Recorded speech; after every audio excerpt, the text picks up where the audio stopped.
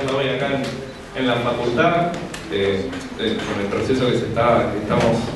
viviendo en Bolivia. Digamos, la idea es poder pensarlo en un plano más general, digamos, a nivel de qué respuestas están planteadas o se pueden ir desarrollando a nivel más internacional. Digamos, entendemos que es algo sumamente importante, que no sean solo los jóvenes ya, que era algo que se venía viendo por ahí más en Europa, sobre todo en distintos países, que quienes se pronunciaban en contra de las condiciones en las que estaban viviendo eran solo la juventud. Digamos, hoy en Bolivia es un proceso donde principalmente está la clase obrera a la cabeza de esa lucha, lo cual nos parece importante y relevante en el caso, digamos, en la charla. Después, en un plano más digamos, de la importancia de la clase obrera, no solo como partícipe, sino como el principal sujeto, digamos, a la cabeza de esto. También en el marco, por ejemplo, de la gira que estuvo haciendo Raúl Godoy por Europa, digamos, discutiendo qué salidas están planteadas o qué salidas hay que plantearse a la crisis internacional que estamos viviendo desde la clase obrera, la necesidad principalmente de construir un partido de trabajadores, digamos, que también está planteado en Bolivia y se está desarrollando. Y por último, una discusión más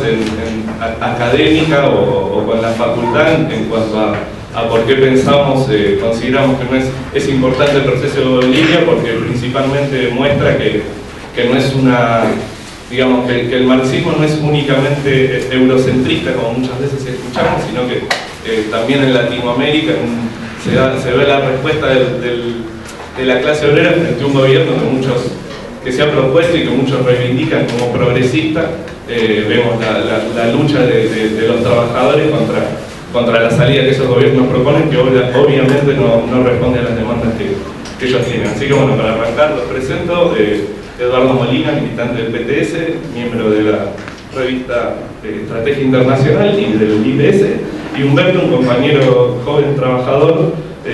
organizador de la agrupación Cosiendo Conciencia de los talleres textiles de la capital. Así que nada más, arrancamos y después de Bueno, compañeros, me va a tocar a mí abrir la charla, tratando de dar algunos elementos para ubicar el proceso que hemos visto en Bolivia y pensar un poquito qué nos dice la historia, ¿no? Y qué repercusiones, qué conclusiones podemos sacar de esto. Y luego va a cerrar Humberto contándonos la experiencia que él ha tenido allá y sacando las conclusiones de las discusiones actuales que hay en el movimiento obrero boliviano alrededor de la huelga de la COP y del proceso de fundación de un partido de trabajadores. Sobre el primer aspecto, acabamos de pasar mayo, en un mes que durante 15 días, que son los que duró la movilización, durante 2 semanas que duró la movilización de la COP, alrededor de la convocatoria de la huelga general definida, conmovió profundamente a Bolivia y tuvo repercusiones y fue seguido con atención más allá de las fronteras por el hecho inédito en largos años de darse de una enorme movilización obrera que choca y enfrenta a uno de los gobiernos tenidos por más de izquierda y más populares en el continente americano. El inicio del conflicto se remonta a un poco más atrás, a abril, al curso de las negociaciones entre el gobierno de Evo Morales y la COP alrededor de una serie de demandas planteadas en un pliego de reivindicaciones sindicales por la Central Obrera Boliviana. La dirección de la COP, que es una dirección burocrática, aunque no al estilo de los Moyano, de los Caló y de otros burócratas que conocemos en Argentina, apoyados en un gran aparato, sino que es una burocracia que posa de combativa y con un discurso reformista de izquierda, aceptó casi sin resistencia la posición del gobierno de Evo Morales de que el aumento salarial otorgado antes del 1 de mayo fuera de apenas el 8% y un 20% salario mínimo, con la expectativa de que, aceptando esta propuesta del gobierno, le iba a resultar más fácil discutir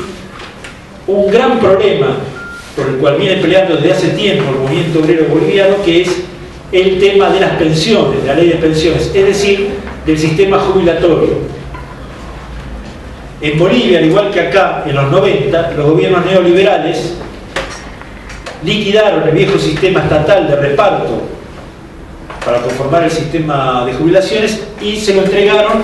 a lo que allá llaman las administradoras de fondos de pensión, las AFP, como gran negocio para el capital financiero. Hasta el día de hoy, esa reforma neoliberal del sistema de pensiones no ha sido tocada, no había sido tocada. Fue un gran paso adelante para la patronal boliviana. ¿Por qué? Porque se liquidaron los aportes patronales. A partir de los 90, el régimen de jubilaciones neoliberal impuso que el retiro con que cada trabajador contaría dependería de sus aportes. El empresario y el empleador no cotizan a la seguridad social y para la mayoría de los trabajadores sometidos a un régimen de precarización a bajísimos salarios, la posibilidad real de jubilarse era prácticamente una utopía. Como una migaja, el hombre símbolo del neoliberalismo, Gonzalo Sánchez de Lozada, el mismo que fue expulsado por el gran levantamiento insurreccional del Alto en octubre del 2003, creó el Bonosol, un fondo compuesto en base a los ingresos que el Estado recibía por las capitalizaciones, es decir, las privatizaciones de empresas públicas, que equivalía a unos 800 bolivianos anuales, es decir, un poco más de $100 al año, una migaja, que recibía todos los mayores de 60 años. Por ser Bolivia un país de gran población campesina y donde buena parte de la población urbana es informal, gremialistas, trabajadores por cuenta propia, vendedores en los mercados o ambulantes, etc., la mayor parte de la población no tiene cobertura jubilatoria, no accedía a pensiones. Cuento esto para ver en qué marco se da esta lucha, ¿está bien? En 7 años de gobierno de Evo Morales este sistema no fue tocado. Es más, el hecho de que no se tocara esta ley hacía que los empresarios estén liberados de aportar, de contribuir al fondo de jubilaciones. Por ejemplo, en Argentina, igual que la mayor parte de los países, los empleadores cotizan por lo menos un 15% del salario a este fondo. En Bolivia, ni eso. Recaía y recae hasta ahora enteramente sobre los hombros del trabajador. Por eso, la reivindicación obrera de volver a un sistema de reparto en el cual por lo menos el Estado y los empresarios también aporten es muy sentido. Últimamente, y después de largas discusiones, el gobierno de Evo Morales planteó una reforma mediante la ley 065, ley de pensiones, por la cual salen del medio las AFP privadas y se crea una gestora pública del fondo de pensiones. Pero este principio neoliberal de que son los trabajadores los que tienen que integrar los recursos para su propio retiro y que los empresarios privados se desentienden del problema y el Estado también, se mantiene. Es decir, el gobierno de Evo Morales trata de mantener lo esencial del sistema neoliberal de jubilaciones. De ahí que después de largas negociaciones, después del 1 de mayo, la semana siguiente, la COP se ve empujada a decretar la huelga general indefinida y salir a las calles planteando la revisión de esta ley 065 de la norma que impulsa el gobierno de Evo Morales y varios puntos, entre ellos que la jubilación equivalga a lo que ganan los trabajadores, al sueldo de los trabajadores, y que suba del mínimo completamente insuficiente de 2.500 bolivianos que quería fijar el gobierno. No fueron solo los mineros los que salieron, sino que junto a los trabajadores mineros de Huanuni, de Colquí y de otros distritos se sumaron a la huelga los maestros del área rural y del área urbana a nivel nacional, los fabriles en las principales ciudades, en La Paz, Cochabamba, en Santa Cruz, en Sucre y en otras más, los trabajadores no docentes de las universidades, las enfermeras y los trabajadores de todo el sistema de salud a nivel nacional y otros sectores. En más de 35 hasta en 40 puntos hubo bloqueos, y pese a las amenazas, la represión, la propaganda del gobierno contra esta huelga y todo tipo de medidas para tratar de dividir el movimiento, se sostuvo por más de 2 semanas, hasta que finalmente la dirección de la COB aceptó un cuarto intermedio, transformó la huelga en vigilia, es decir, una medida puramente pasiva, y se pasó a una nueva negociación, que es lo que está en este momento en curso. ¿Por qué, nos preguntamos nosotros, fue tan dura la negativa del gobierno de Evo Morales que prefirió el enorme costo político de enfrentar una gran huelga durante 2 semanas de sectores fundamentales de los trabajadores, utilizar a la policía para reprimir y negarse a hacer cualquier concesión? En este momento, el Estado Plurinacional de Bolivia es el Estado de toda América Latina que tiene más reservas monetarias en dólares en proporción a su Producto Bruto Interno, prácticamente 1,5 veces del PBI. En este momento la economía boliviana está creciendo un 5% o más. El Estado cuenta con ingentes recursos provenientes de las regalías e impuestos por las exportaciones de gas y minerales. Y la patronal boliviana viene arrojando, la patronal boliviana, es decir, los empresarios privados, la agroindustria y las transnacionales que controlan la minería nacional, vienen presentando balances con constantes ganancias, enormes ganancias. ¿Qué ocurre entonces? Que no tocar el sistema de pensiones es uno de los puntos fundamentales de los pactos que el gobierno de Evo Morales mantiene con los empresarios, y que se basa en 2 aspectos. Uno es liberar a los empresarios de prácticamente todas las cargas sociales, y el otro es mantener una enorme tasa de privatización, de precarización entre los trabajadores. 2/3 de la mano de obra ocupada en las ciudades están en condiciones de precarización.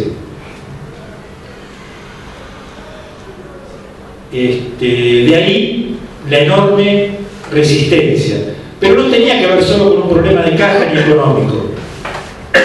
El rechazo del gobierno de Evo Morales y demás, ¿no?, a esta lucha tenía que ver con un problema político muy importante. De luego de casi 6-7 años de gobierno, por primera vez la hegemonía que se arrogaba el movimiento al socialismo en Bolivia sobre los movimientos sociales, sobre las organizaciones sindicales y populares, se ha resquebrajado y roto, no porque capitalice el descontento de la derecha, sino porque emerge el movimiento obrero, tras largos años, como un sujeto que aparece en la escena política nacional, capaz de plantear fuertemente sus propias demandas y de presentar no solo una oposición social, sino también política. El movimiento de los trabajadores en Bolivia reemerge como un sujeto social y políticamente diferenciado que tiende a traspasar por izquierda los límites que el gobierno de Evo Morales le impuso desde que subió al gobierno.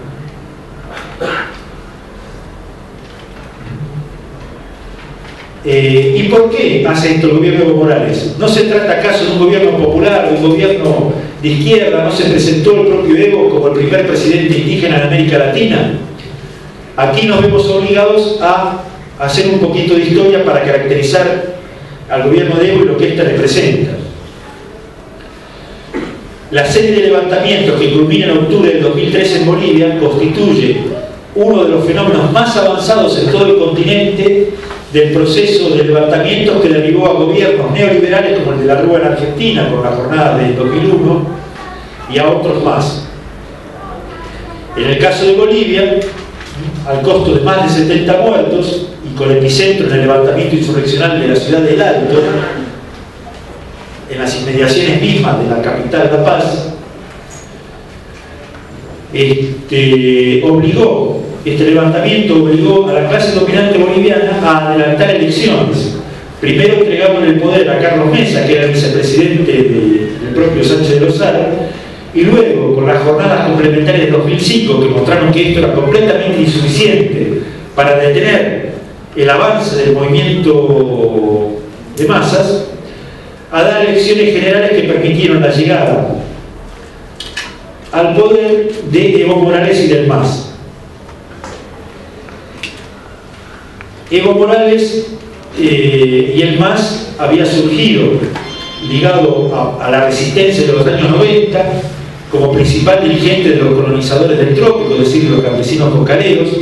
enfrentando al gobierno neoliberal con un discurso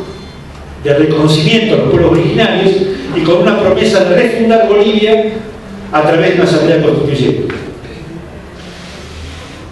Esto planteaba, en las palabras del propio Evo, la necesidad de pasar de la protesta a la propuesta, es decir, abandonar las calles, dejar la movilización de lado y confiar en la reforma a través de los mecanismos de la democracia representativa, sin cambiar las condiciones materiales, el régimen de propiedad, el orden, lo fundamental del orden vigente. Se trataba de incluir a los pueblos originarios. La Asamblea Constituyente elaboró una nueva constitución a través de 2 años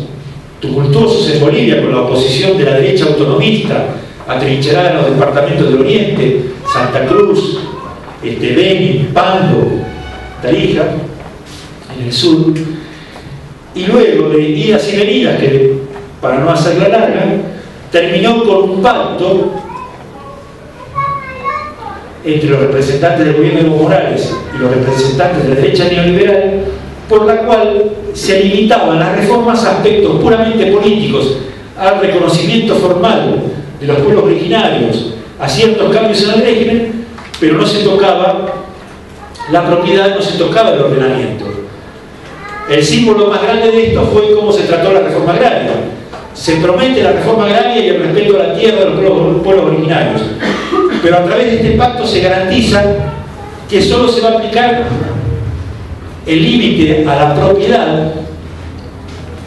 a posteriori, es decir, todo lo que se apropió la oligarquía del Oriente antes de la constituyente se respeta. Lo que se quiera apropiar mañana no se toca, con lo cual los 40 millones de hectáreas en el territorio boliviano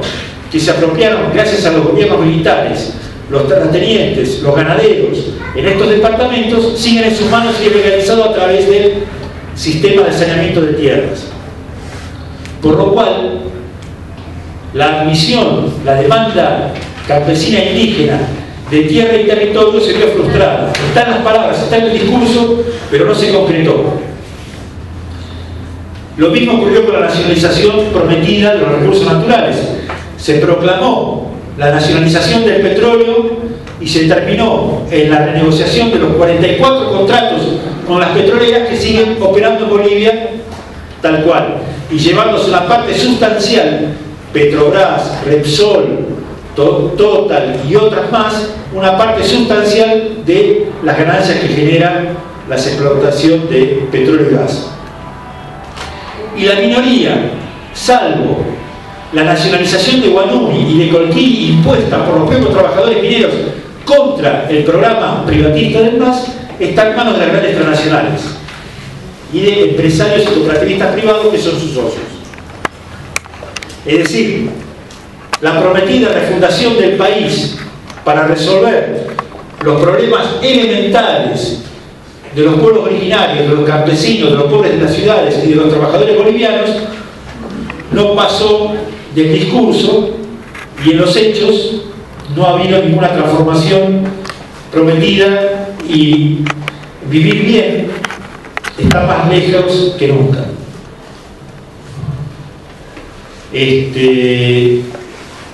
Si durante los primeros 2 gobiernos de Evo Morales las expectativas y el apoyo popular eran enormes y se traducían en que cada elección ganaban por el 60 o 65% de los votos inclusive, poco a poco empezó a haber impaciencia, empezó a haber desgaste y empezaron a salir distintos sectores populares y de trabajadores a la lucha. Para hacer un rápido recuento, si de 2006 a 2008,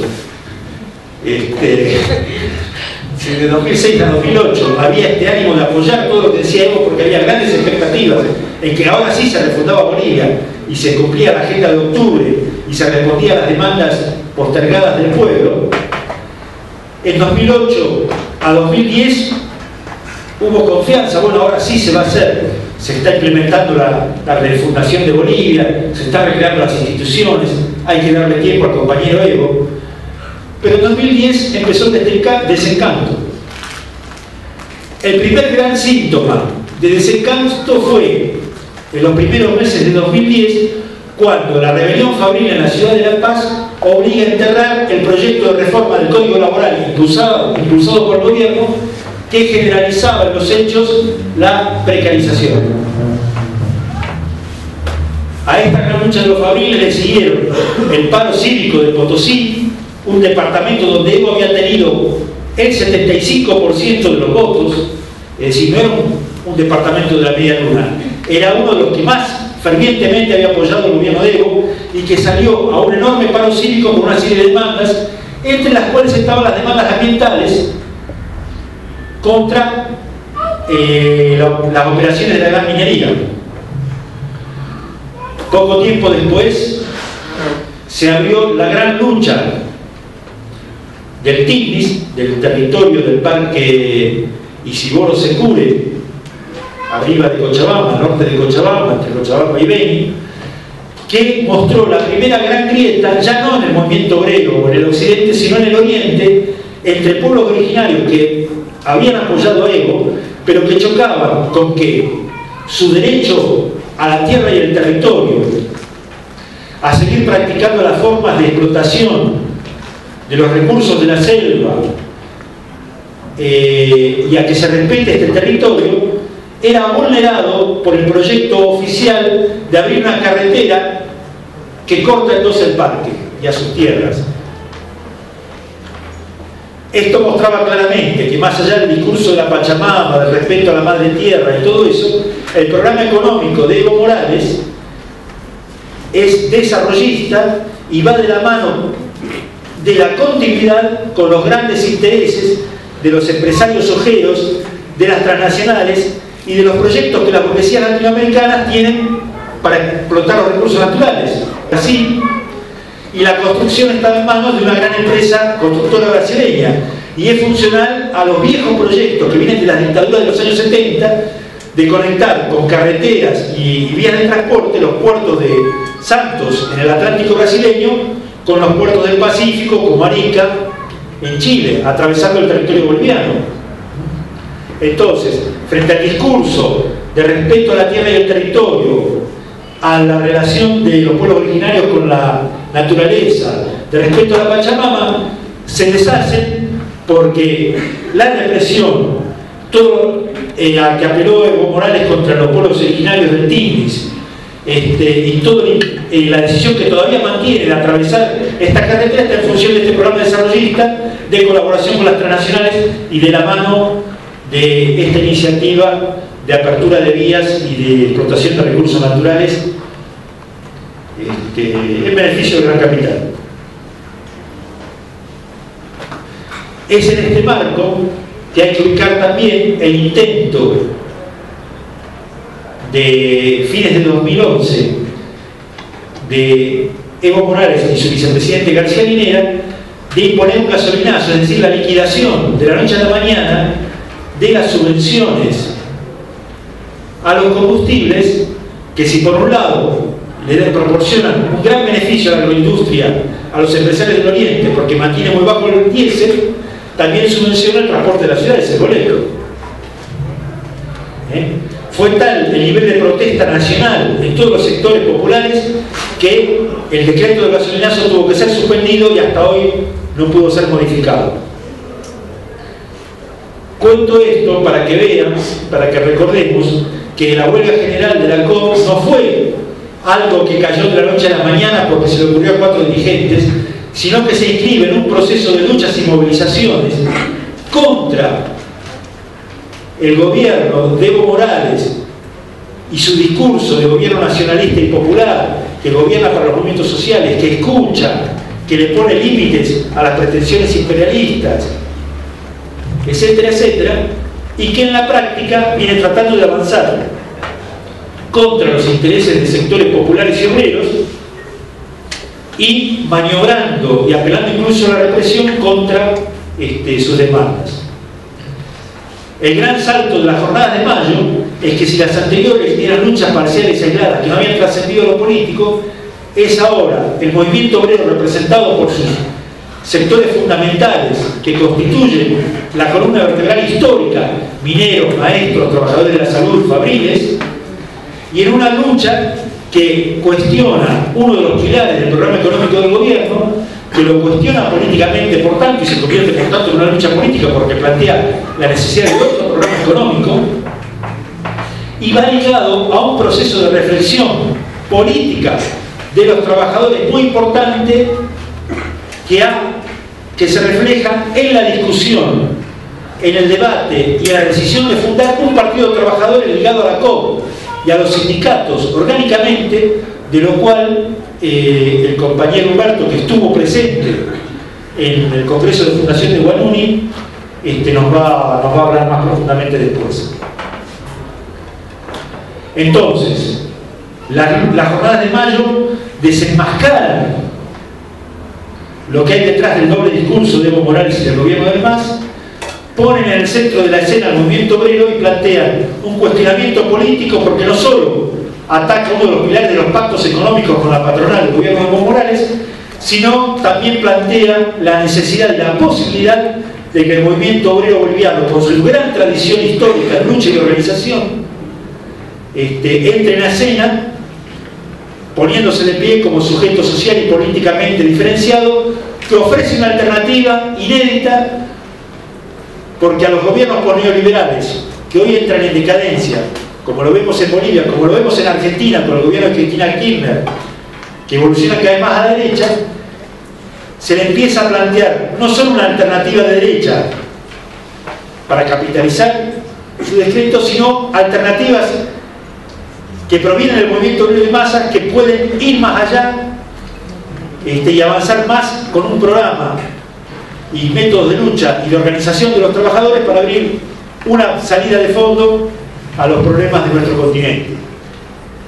Me quiero referir brevemente, compañeros, entonces a 2 aspectos, para terminar. ¿A cuál es esta tradición que el movimiento obrero boliviano empieza a empalmar, a recuperar? ¿Y a qué perspectiva nos plantea, qué reflexión podemos sacar a nivel de América Latina? Desde el primer punto, desde el primer aspecto, nada desmiente mejor el discurso de Evo Morales, al cual han acompañado muchas de las fuerzas de izquierda, populistas o progresistas que apoyan este tipo de gobierno en la región y que dijeron: es una huelga corporativista de sectores privilegiados que le hacen juego a la derecha. Evo Morales se la pasó diciendo que los mineros se habían vuelto golpistas, que la COP se había vuelto golpistas y conspiraba de la mano, prácticamente de la mano de la embajada yanqui y el imperialismo norteamericano junto con la derecha contra el proceso de cambio que él representa. Porque esta acusación, si en cualquier parte del mundo sería cuestionable, es completamente infundada, es un insulto, una calumnia, cuando hablamos del movimiento obrero boliviano con sus enormes y extraordinarias tradiciones de luchas revolucionarias y antidictatoriales. Es el movimiento obrero, son estos mineros los que estuvieron en primera línea de la lucha contra los gobiernos neoliberales y contribuyeron decisivamente a la derrota del gobierno y a la caída del gobierno de Sánchez de Lozada, cuando estos mismos mineros de Guanuni, a los que hoy calumnia Evo Morales, fueron como una guardia obrera a enfrentarse y pusieron sus muertos en los combates de Ventilla y bajaron luego a la ciudad de La Paz en octubre del 2003 dispuestos a marchar para tomar a punta dinamita el Palacio Quemado, la sede presidencial. Fueron estos mismos mineros, columna vertebral de la COP y del movimiento obrero boliviano, los que enfrentaron a la dictadura de Banzer antes como la de García Meza. Fue la huelga iniciada en Guanuni en octubre de 1982 la que terminó con la caída de la dictadura y obligó al retorno de la democracia, a la entrega del gobierno a la UDP, que había ganado las elecciones del año 80. Y son estos mismos mineros la punta de lanza del movimiento obrero que derribó al viejo orden de la oligarquía en abril del 52 y fue el gran protagonista de esa gran revolución obrera y campesina que dividió aguas en la historia moderna de Bolivia. El camino que empiezan a retomar los trabajadores en Bolivia se nutre de esta experiencia histórica. Y si me permiten detenerme en este aspecto, creo que es importante porque nos permite reflexionar hacia dónde vamos y para qué tareas hay que prepararse. Muchos tendremos quizá la imagen de los mineros armados de fusiles y de dinamita enfrentando al ejército de abril del 52 en las calles de La Paz, en las afueras de Oruro, para derrotar al ejército de línea, desmandando a sus principales regimientos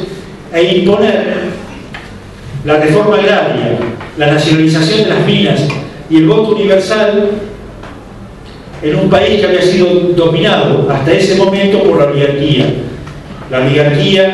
de la rosca, la oligarquía representada por las grandes empresas mineras de Patiño, Aramayo y Joshi, y la oligarquía terrateniente que mantenía en situación de servidumbre a los indígenas, aymaras y quechuas bajo el sistema de hacienda. Ese movimiento obrero, protagonista central de esa gran revolución obrera y popular, la más radical, junto con la revolución cubana, de los distintos procesos revolucionarios que vivió América Latina en el siglo XX, se había venido formando para esta tarea en una larga lucha de décadas, en los cuales fue combinando el aprendizaje de las huelgas, de las masacres, con las experiencias en los distintos procesos políticos. En este proceso de acumulación de clase, de aprendizaje de la clase, que podemos situar, que pega un salto a partir de la Guerra del Chaco, en 1935, fue creando sus organizaciones sindicales y las convirtió en su principal forma organizativa hasta el día de hoy, creando organizaciones como los sindicatos mineros y la Federación Minera, como la propia COP, que surge al calor de la revolución del 52, y fue acumulando experiencias de lucha, muchas de las cuales están recogidas en las tesis de Pulacayo. Ese programa histórico impulsado por los trotskistas, adoptado por los mineros como tesis central de la Federación Minera en a fines de 1947, en 1946, y que hasta hoy es reivindicado por los mineros, y que recoge experiencias tales como la necesidad de armarse frente a la represión policial y militar frente a cada huelga importante que tuvieron los mineros y los campesinos, levantamientos agrarios como el de Jesús de Machaca en 1921, como la gran revuelta campesina que recorre desde el lago Titicaca hasta el valle de Sinti en Chuquisaca en 1947, masacres como la de 1942, 1947, 1949 en las minas, etc., están sintetizadas en la necesidad de poner en pie milicias mineras, milicias obreras. La experiencia de colaboración de representantes de los trabajadores con gobiernos burgueses, como en 1938, bajo el gobierno de 1936, bajo el gobierno de Tejada Sorzano, y del apoyo a los gobiernos de los generales socialistas militares, bajo Tony Bush en los años 40, bajo el gobierno de Villarroel, bajo el gobierno que sucede a la caída de Villarroel, apoyado por el Partido de la Izquierda Revolucionaria, Partido de los Estalinistas Bolivianos, están recogidos en la tesis de Pulacayo con la consigna de no a los, entre comillas, ministros obreros. Y así sucesivamente. consignas como la nacionalización de las minas, etcétera, están recogidos también en la tesis de Pulacay. Pero junto a este eje fundamental de la lucha a través de las organizaciones sindicales y de sus programas, los trabajadores de Bolivia dieron luchas por la organización política menos conocidas. ¿Y por qué? Porque el movimiento obrero, al ponerse de pie, entiende, y de la mano de estos jalones que fueron sembrando a lo largo de 2 décadas los trabajadores de Bolivia, que culminan en la Revolución del 52, fueron haciendo esfuerzos en este sentido. Brevemente, al mismo tiempo que a la salida de la guerra del Chaco, en 1936, el movimiento obrero de Bolivia protagonizaba su primera huelga general, puso en pie un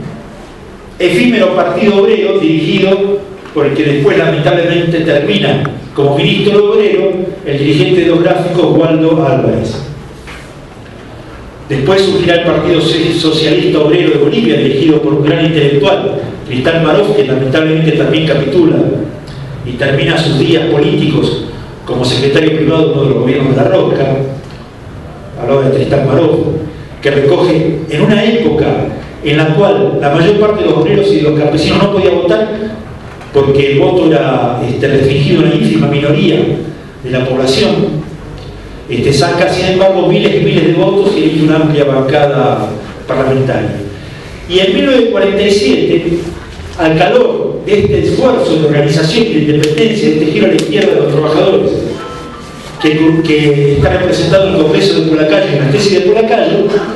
los mineros de Bolivia deciden llevar a las elecciones un bloque minero parlamentario forjado por el acuerdo entre el partido de los trotskistas en Bolivia, y la Federación Minera, que elige a casi una decena de parlamentarios. Entre ellos Juan Lechín, dirigente histórico de los mineros, y Guillermo Lora, dirigente trotskista histórico que murió hace unos pocos años. La labor de este bloque parlamentario como centro de la organización política y de la denuncia de la situación de los trabajadores y del orden del régimen oligárquico es muy buena durante un año, hasta que la oligarquía da un golpe represivo, exilia, desconoce el fuero parlamentario, los exilia a todos a Chile y se orienta a una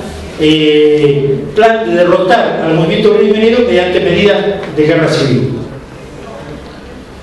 En el 52, lamentablemente, la dirección minera apoya al gobierno del MNR, el propio POR le da el apoyo crítico al gobierno minero y por lo tanto estos pasos hacia la independencia política de clase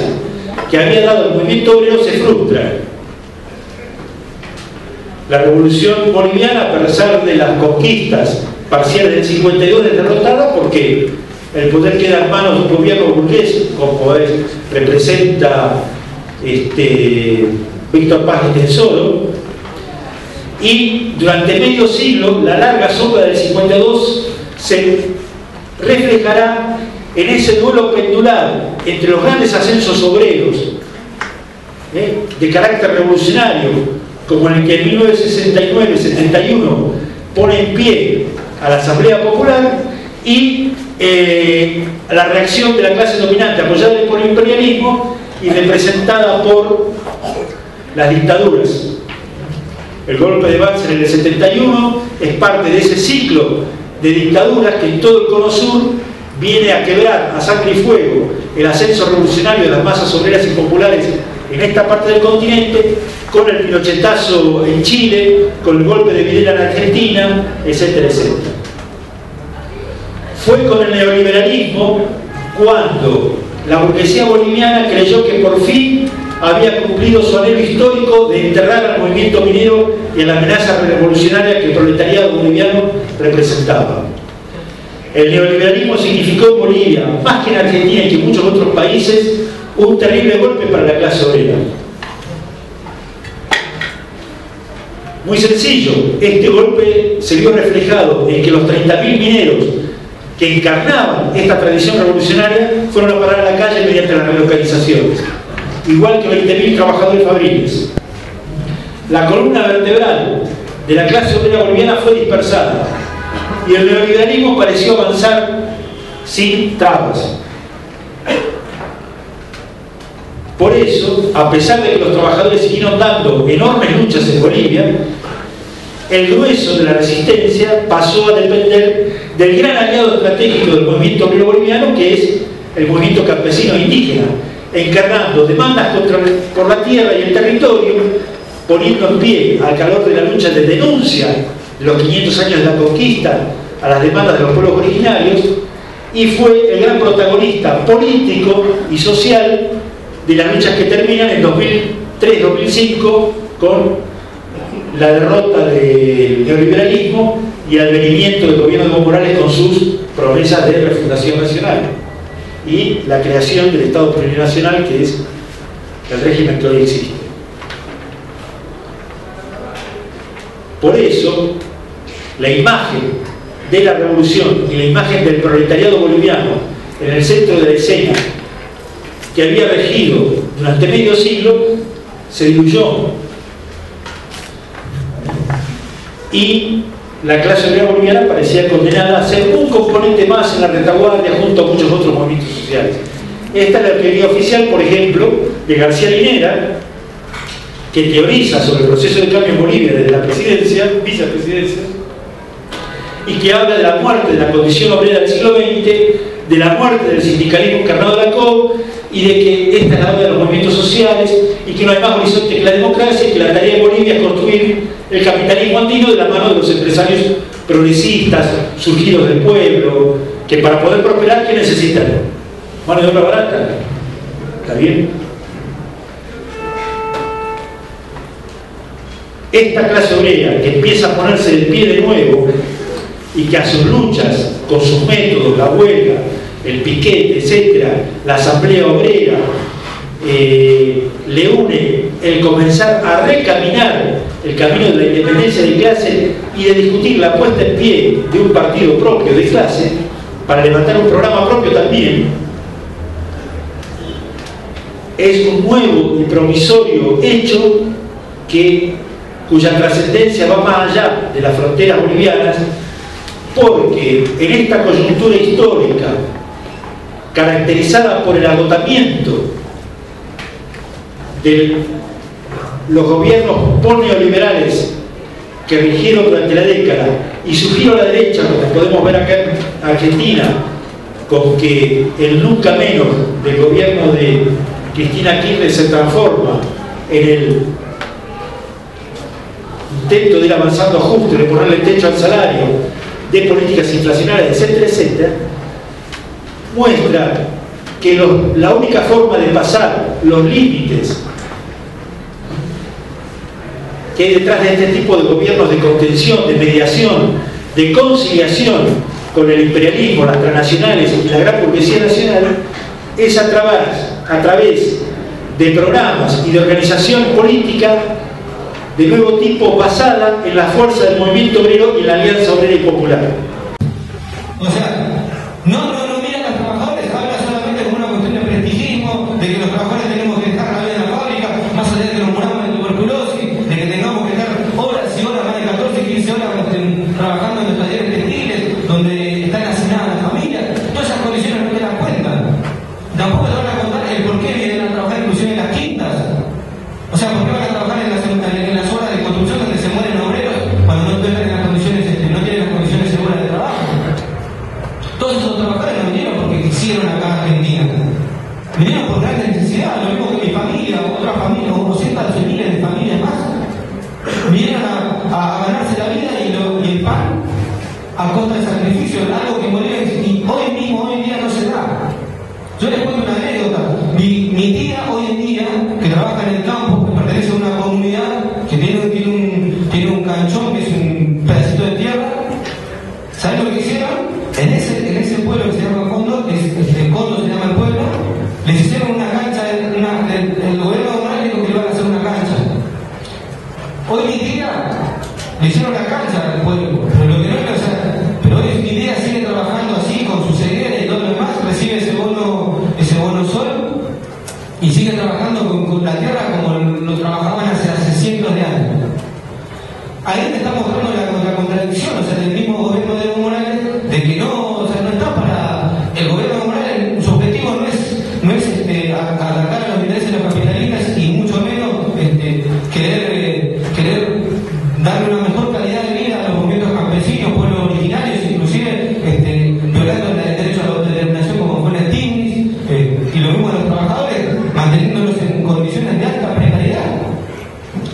A eso nosotros, inclusive acá en Argentina, con los compañeros de trabajadores inmigrantes, adultos y la juventud trabajadora, la agrupación Cocina Conciencia, empezamos a discutir todo este conflicto que se estaba dando todo ese conflicto que se estaba dando allá en Bolivia, y que acá no llegaba. Los medios de comunicación de la comunidad boliviana no informaban nada, y si informaban era recontra poco y era con ojos del masismo. O sea, le decían no, la marcha no, que no hay que apoyar a los trabajadores que son golpistas, que atentan contra la democracia, que estos tipos presionan por cuando en realidad plata no hay, de que los avances de Bolivia llegan hasta ahí, que vamos por más, que, o sea, como que Bolivia vive en una isla y que nunca le va a enfrentar nada. Y a eso dijimos no, como hay que dar una lucha política acá también, que al menos creo que trata de expresar eso también esta actividad de hoy. Y sacamos un volante, fuimos a los barrios de Cerrón, en la colectiva boliviana, en el barrio, o sea, en la feria de Bonorí. Con respecto al consenso, el gobierno de Evo Morales, de por sí el ascenso fue, o sea, para poder explicarlo, fue una válvula de escape. O sea, los mismos gobiernos, o sea, los mismos partidos de derecha, lo que a ellos les favorecía era que eso, o sea, el ascenso de Evo Morales iba a descomprimir la situación revulsiva que se los levantamientos que empezaron a ver, y para preservar justamente este sistema necesitaban mantener este régimen con una presencia de un gobierno que sea conciliador y que sepa aplacar a todo ese movimiento avanzado, tanto de campesinos, comunidad originaria, trabajadores, lo cual, o sea, desde ese lado, el gobierno de Evo Morales en ningún momento se plantea dar concesiones, quitándole, o sea, exponiendo a los patrones, expulsándolos. Su objetivo no es ese, su objetivo, como lo dijo el compañero Eduardo, es el capitalismo andino. Su objetivo no es la revolución de la clase obrera. En ese sentido, inclusive, hay un antagonismo, hay un choque, inclusive, entre los campesinos y los terratenientes. Lo que los terratenientes no quieren es otorgarle el terreno a los campesinos y devolverle la tierra a las comunidades originarias. O sea, ahí estamos viendo que hay un choque siempre. El gobierno de Evo Morales lo que solamente trata de conciliar. En ese aspecto no va a tener mayores avances progresivos, porque siempre está la patronal ahí dentro del gobierno del MAS, y además la patronal misma también, o sea, los patrones, los empresarios lo presionan al gobierno de Evo Morales. Porque eso también explica que la constitución política del Estado haya sido modificada en más de 100 artículos, donde sacaron 100 artículos, por ejemplo, el tema de la reforma agraria, donde decían que lo que contó el compañero Eduardo, dijo que, o sea, todas las tierras que hasta ese momento tenían los terratenientes, los millones de hectáreas que tenían, no se les iba a criticar en nada y no se les iba a quitar. Hubo algún que otro juicio, sí, pero no afecta al interés de los terratenientes de fondo. A la comunidad originaria no se le respetan sus derechos de autodeterminación. A los campesinos no se les otorga beneficios para que puedan progresar. De ese lado, el gobierno del MAS está viendo inclusive que tiene que girar más a derecha por la avanzada misma de la clase obrera y la situación que hoy el empresariado lo presiona. El tema es que para nosotros no es una salida, no es un rumbo, conciliar con los empresarios y sentarnos a discutir cuánto nos corresponde a nosotros, porque lo que menos quieren ellos es perder sus tierras, perder sus empresas, o sea, lo que menos quieren es eso, no quieren aumentar. Por algo también hay gran cantidad de precarización. O sea, los mismos campesinos tienen tierras recontra limitadas, y los terratenientes gozan de la explotación de la soja cuando destruyen la tierra, de la explotación de los hidrocarburos que se llevan millones y millones. O sea, la producción la sigue teniendo Repsol, y la producción la sigue controlando ellos, más allá de que parte del gobierno de Morales le haya pagado a Repsol para que le deje parte estatizada. O sea, ahí te están marcando las contradicciones del neomoralismo,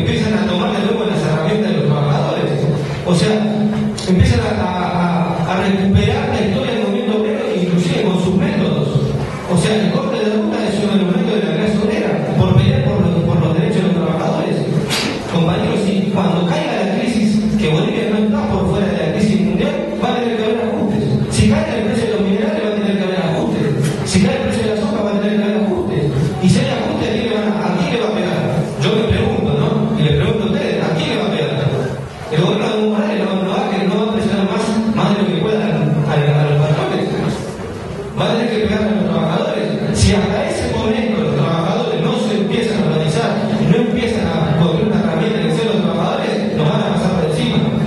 Nos pasa por encima y todo, o sea, y nosotros vamos a tener que comernos el garrón del sufrimiento de que tengamos que pagar la crisis económica nosotros. De ese lado es un retroceso, más bien es un avance de eso que fue un retroceso en un momento cuando empiezan a liquidar a la clase, empiezan cuando ya le den la rola de la clase obrera. Todo lo contrario, es un avance de la clase obrera en su conciencia inclusive de verse que ellos son sujetos que pueden cambiar su vida. Piénsense como sujetos que tienen que cambiar su vida. No se,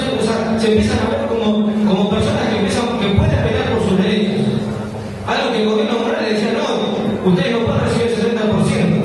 pero sí los milicos lo pueden recibir. Claro, son esos que los reprimen y matan a los campesinos, a los trabajadores y a la comunidad ampliaria. Eso sí es un retroceso, porque nos están aniquilando a nosotros, porque pertenecemos a una clase social, no nos olvidemos, pertenecemos a la clase trabajadora, no los campesinos, los pueblos, los sectores más pobres, los estudiantes. Somos nosotros los que vamos a hacer. Si nosotros no nos organizamos, vamos a cargar en las espaldas la crisis. Es un avance, compañero, me parece el hecho de que los trabajadores empiecen a organizar, de que empiecen a construir una herramienta. Eso sí es un avance, porque se empiezan a ver como independientes ante los patrones que los oprimen y ante la burocracia que viene en sus luchas y ante el gobierno que lo único que hacen es transar con la creación inclusive un gobierno de los patrones que lo único que quieren es salir más, mantenerlos aplacados, adormecerlos y lo que menos quieren este gobierno Morales que se organice. Inclusive trató de confrontar a los campesinos y a los obreros. Imagínense eso. Eso es contra repudiable porque es enfrentar de pobres contra pobres. Nosotros pretendemos también que se haga una alianza con los campesinos, también de pelear en conjunto con ellos por sus derechos. Eso sí es un avance, me parece. No sé, compañeros.